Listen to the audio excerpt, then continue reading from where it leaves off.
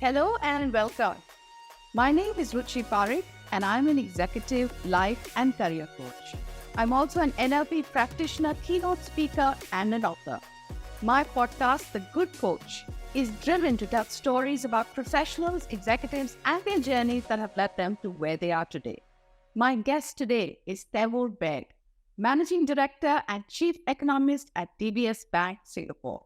He's had an illustrious career spanning over 2 decades with organizations like the Monetary Authority of Singapore, Deutsche Bank, International Monetary Fund, and the World Bank. Thank you for gracing my show, Taimur. It's such a pleasure to have you here. Well, pleasure's all my, Ruchi. Thank you. Thank you so much. Taimur also hosts his own podcast. It's called Copy Time. You must listen in if you have the time. It's highly informative, inspiring, and full of amazing value. Taimur, let's dive in. How are you doing today? I'm well, good timing. I've had a week and a half of a sore throat, but today I think I'm not a 9 out of 10.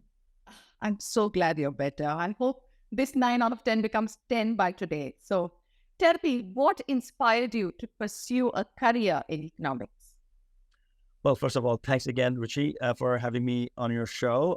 You yourself are an inspirational figure, and I am in awe of your journey over the last half decade or so, from your small business to where you are now. So well done. It's a privilege for me to be invited to your show. My journey as an economist is a rather simple and, if I dare say, boring one. Growing up, I had very little clue about the world of economics and finance. Sports and television interested me much more than anything else. But I did have an uncle, my mom's brother, who was based in Washington, D.C., used to work at the World Bank. And he was, so to speak, somewhat of a role model in terms of, you can build a career that is a successful one based on doing what you like. So that sort of stayed with me. But having said that, let's go to the earlier point. I really didn't know what the heck economics was. I stumbled into the world of economics in 2 stages. Stage 1 in college, my very first year, freshman year semester 1, I took what is known as a distribution class. Everybody used to take a basic course in economics. You then move on to do other things. But I fell in love with the subject, and I think that is 100% attributable to Frank Howland, who was my professor, who challenged me thoroughly. I think my first semester, exam in economics, I got a C+. Never in my life have I ever gotten a C in anything. I'm a good A student. And that, instead of making me despondent, made me think, what on earth could that be so complicated that I'm doing so poorly? So I doubled down on my efforts, and I did decently for the rest of the semester, let's put it that way. Secondly, even then, my career as an economist could have gone in various directions. But when I was in graduate school, late 90s is when the Asian financial crisis was happening, following which there were financial crises in Russia, elsewhere. That sort of brought to me the day-to-day immediacy of issues related to economics and finance. And that was, I think, the final motivating factor. And ever since then, I've been a deep fan of the field of economics.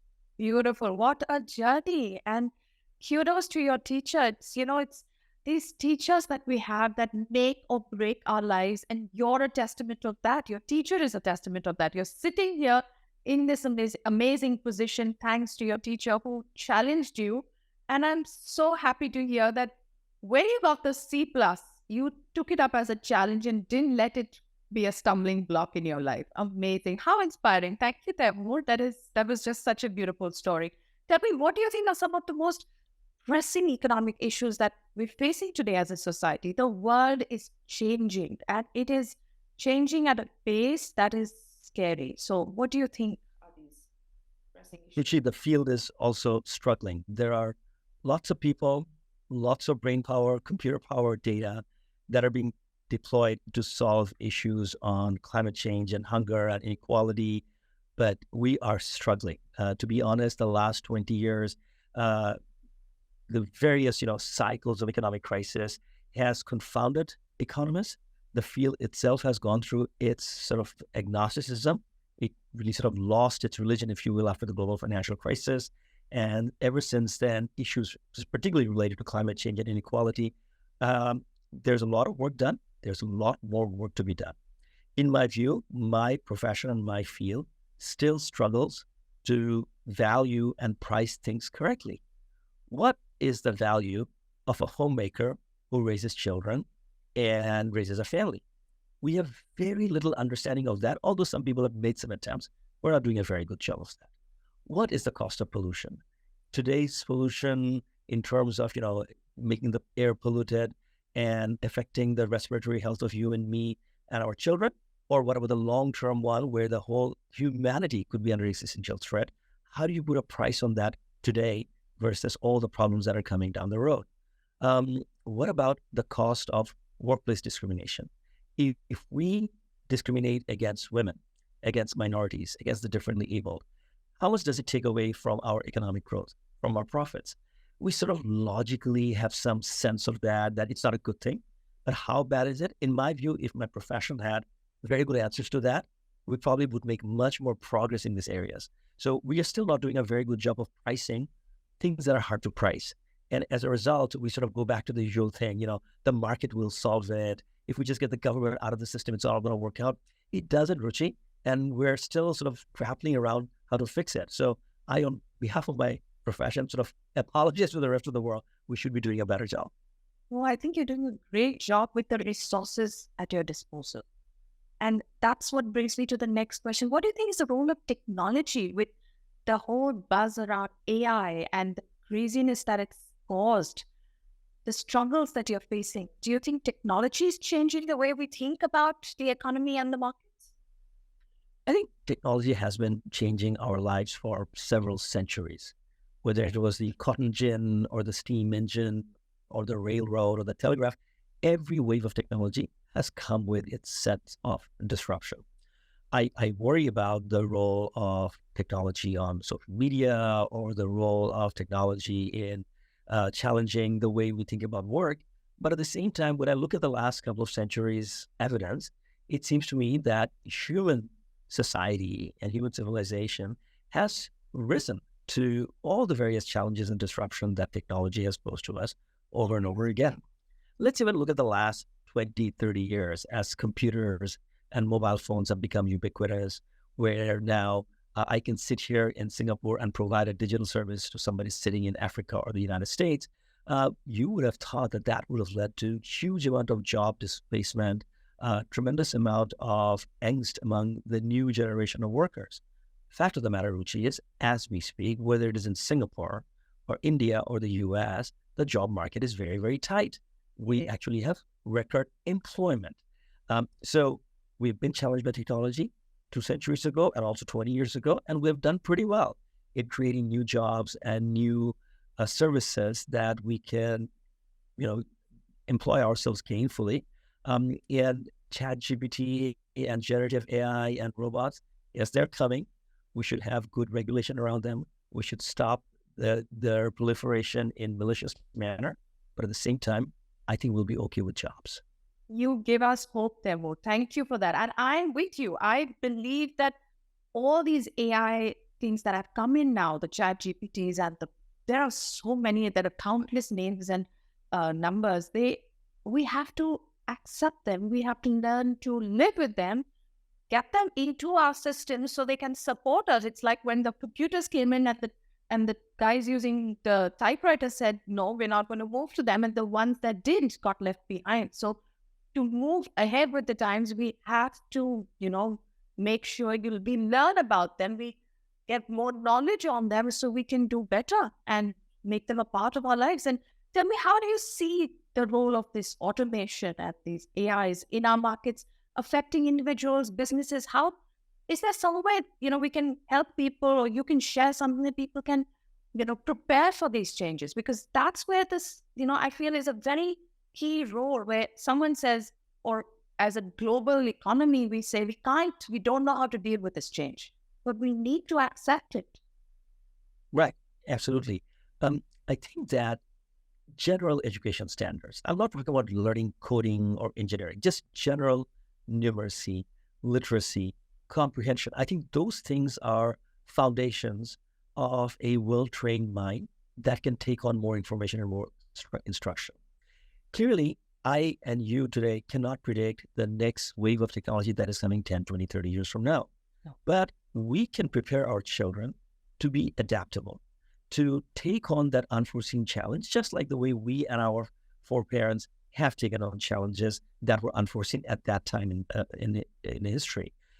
So I think that, generally speaking, what we can do as individuals, as parents, as society, is create a healthy and sound-minded group of people who can take on new challenges. A very good example of that would be China 40 years ago. 40 years ago, China was a very, very poor country. There are places of China that were poorer than the poorest parts of India. But even in those bad old days in the early 70s, mid 70s, China did a very good job of investing in public health and education.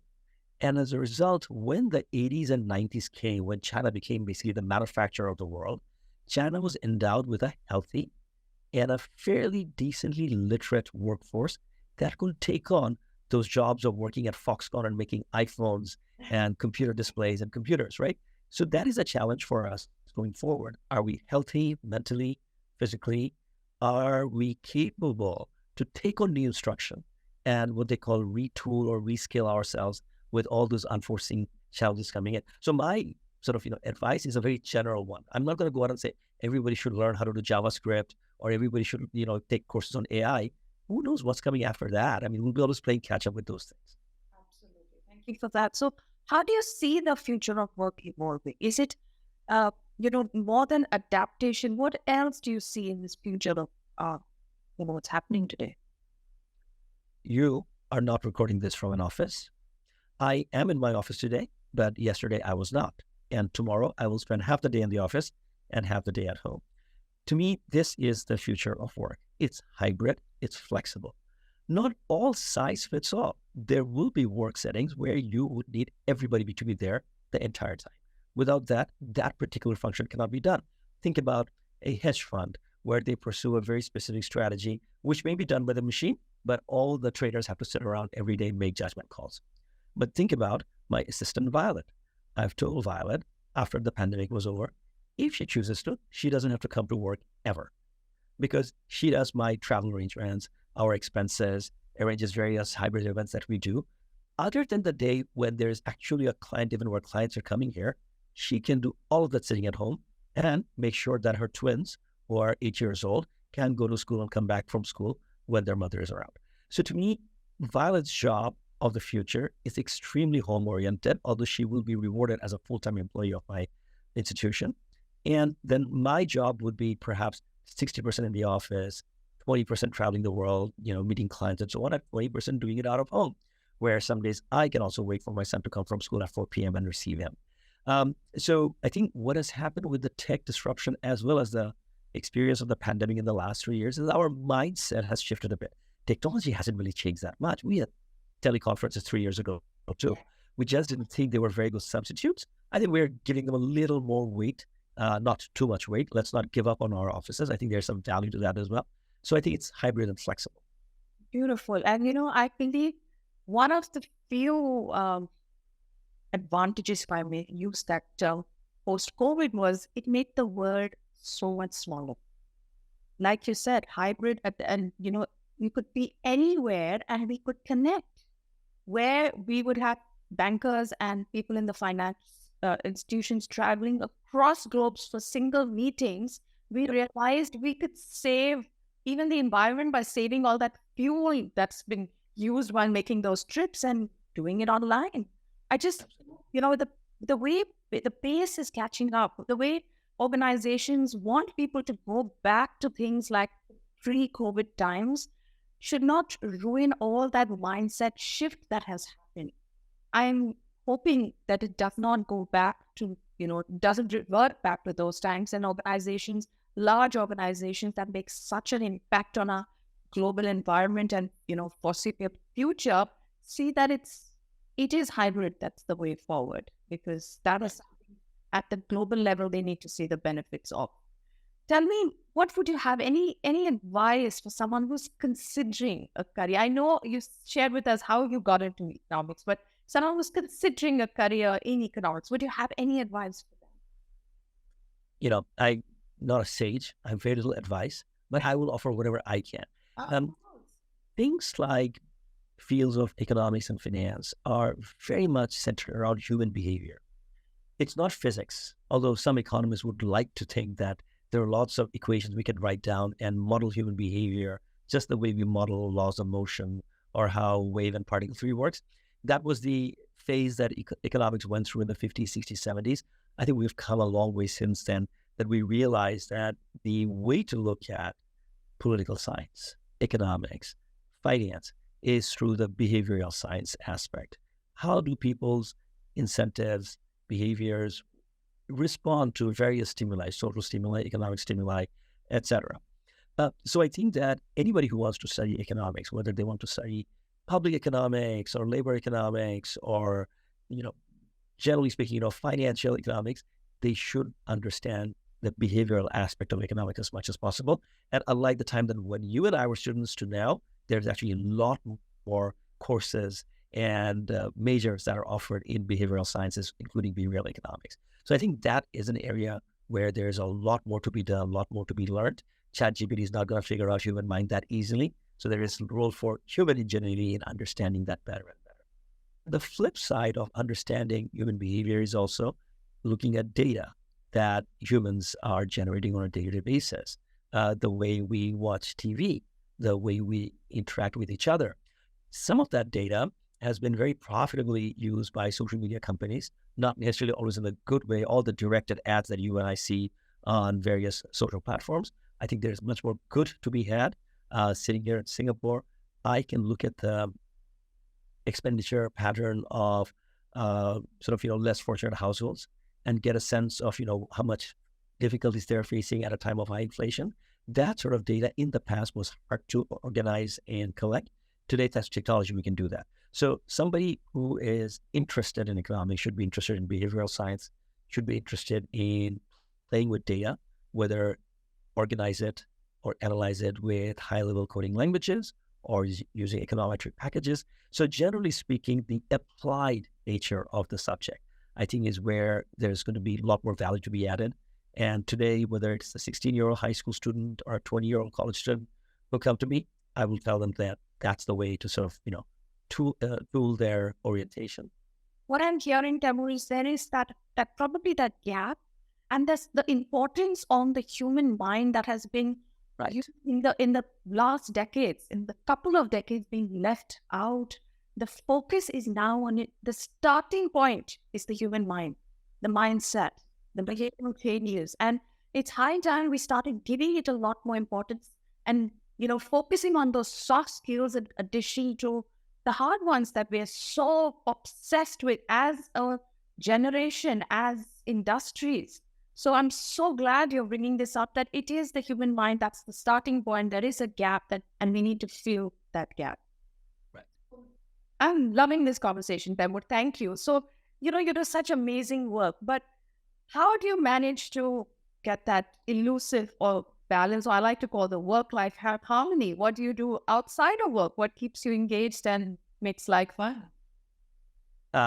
Maybe I do too much. So, if you and I were having this conversation from my home office, you've seen a Taj Mahal behind me. During the pandemic, my son, who probably provided 1% of the input and the other 90% was left for the dad, built a 5,900-piece Lego Taj Mahal set. So I do enjoy building models of that nature. But I love to read. So again, if we were doing this podcast from home, you would have seen my thousands of books behind me. I play sports. I play squash and badminton and so on. I do kickboxing and HIIT exercise and things like that. But Ruchi, you would not be shocked because I think you know this already. Of course, I love to cook. So my big passion is, reading the hundreds and hundreds of cookbooks that I have and watching various videos on TV and YouTube, and I prepare a delicious meal. I mean, nothing I think brings family or friends together better than a passionately, lovingly prepared meal. And I really, really enjoy doing that for my son's friends, for our family, and I I'm pretty sure that is one diversion I'm not going to give up anytime soon. You must not, because I vouch for your food. It is delicious, and it's been a while since I had those. It's been a while. Those pizzas would give any master chef a run for his money. So yes, I'm so glad. It shows that to have that well balanced, well rounded life, work is a very, very important aspect. But self care, looking after your own needs, your personal needs, really help make Jack a smarter, happier boy. So I'm glad you said that you do so many things outside of work, and work must be really busy. So tell me, there are these attributes that we are not taught in our education systems. There are values that you must have picked on your journey, all along that you reached here. Please share something with our audience, maybe your top three that can help one, lead a more fulfilled life, a life that feels fulfilled, purposeful, and maybe successful. Well, I myself remain on that journey. So I, like everyone else, is still searching. But I'll offer what I can. I think that whether it is an education institution or a company or society, I think we are not very tolerant of mistakes. I think a good society is one where, and I'm going to borrow a couple of words from a country western song, which is people need wide open spaces, room to make big mistakes. Because by definition, everybody falters in life. It is the test of a kind, giving society where people who fall can get up with dignity and make up for lost room or lost time. So I would like to hope that that attribute in wherever I live, wherever you live, or the whole world is something that becomes ingrained in our world, that we reach out to everyone or treat everyone with some degree of kindness, knowing that just like them, we are also fallible. Second is something that I read initially while I read Steve Jobs' biography. And I come to realize that Steve Jobs was not the only one. There were many other scientists and sort of technologists who believed in that, which is that technology for the sake of technology is pretty useless. The marriage of technology and humanities is where our societies soar. That making a phone that is utilitarian is one thing, making a beautiful phone that works to your need without any instruction, you can just figure it out how to use it on your own. That's where the beauty of the intersection of technology and humanities comes in. So we go back all the way to the time of Galileo, the perfection with which he pursued his scientific drawings, to the way today's Apple products are created. I think that's where education needs to go. Of course, our children should learn about AI and coding, but they should not give up on drawing and acting and singing, because that's where they will see the things where that technology can interface with us in the most gainful manner. The final thing, and I think I've sort of touched on this already, is that the futility of too much planning. So whether the way we prepare our children for education or the way we sort of map out our life, I'll do this in my 20s and this in my 30s and 40s. Let's be very clear. Other than God, nobody knows what's going to be out there. We can prepare for the best. We can prepare for the worst. Fine, plan for the future, make contingencies. That's all good, but be prepared for the plan to not work out. Sometimes it works out way better than you do. Had ever hoped. Sometimes it doesn't, but that's just life. We can't control it. So I think it's an important part of education. It's an important part of raising our children, that grow up with some degree of humility. Maybe you get all A's in your class right now. That doesn't mean you're better than everybody else. It also doesn't mean you'll get A's forever. And even if you do, there are other areas you can learn from others. You can take inspiration from others. They may not have gotten those A's, but there are other things they're good at. So it's this mixture of, understanding science and the arts, understanding the futility of being able to control the future. I think that's where I think more attention should be paid. You have summed it up so beautifully. It's empathy, making this world a better place for everyone, allowing each other to grow. I think as a culture, we have become very, very impatient and absolutely non-tolerant, like you said, of mistakes. We are so quick to point out an error, someone else's fault, forgetting that as human beings, we are supposed to falter. We're supposed to fall down and get back up. And when you spoke about making all those plans, but we can't prepare ourselves for the interceptions and the disturbances that life throws our way. It comes to mind. I was driving past a church in Mumbai city a few years back, and it had the most adorable sign outside which said, "You want to make God laugh? Tell him your plans." Beautiful. I love that. That has just stuck with me.